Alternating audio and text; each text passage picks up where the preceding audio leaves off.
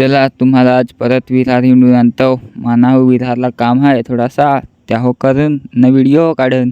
गाडीवर बसलो होतो ना, लागलो तू व्हिडिओ शूट कराय. आम्ही फुलपाडच्या रस्त्याला डायरेक्ट विरारलाच निघाय आलेलो होतो. आम्ही चाललो तो बस तेवढ्यात यो काला माझ्या सामनीच आला. आमचे काला म्हणजे यो टंकरवाला रे. काले माझ्याला ओव्हरटेक करून आलो आम्ही लोकेशनवर, कारण की मला इथंच यायचा होता ना.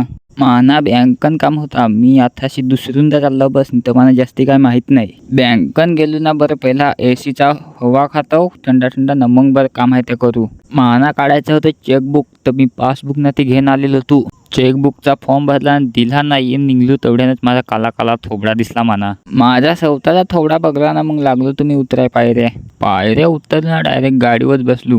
आता मला जायचा होता कनेर फाट्यावर जातच होतो तेवढ्याने यो आपला ड्रीम दिसला. दाखवू का तुम्हाला ड्रीम कोणचा आहे तो? यो बघा काला घोडा. काय भारी वाटतो ना. काले घोड्याला मघारी टाकला ना आम्ही आलो गडगापाडचे ब्रिजवर. इथून वर्षी ना द्वारकाधीश पण दिसते, काय भारी. मग एखाद दिवस जायचा का द्वारकाधीशला? 1000 फॉलोअर्स करा बस, मग आपले द्वारकाधीशलाच जाणार डायरेक्ट. केकच कापू तिकडं. पटापट फॉलो करा आपले लोक जाऊन, जेवढे लोकर होतील तेवढे लोकर ज्यांना केक कापू ना द्वारकाला. थांबा तुम्हाला द्वारकाधीशला जायचा रस्ता दाखवतो. इथं कुंभारपाड्यात आलं ना का, इथं बरा मोठा एक बोर्ड लावेला आहे. यो बघायचा ना, इकडे बोलायचा बस द्वारकाला. यो रस्ता जातो डायरेक्ट द्वारकाधीशलाच.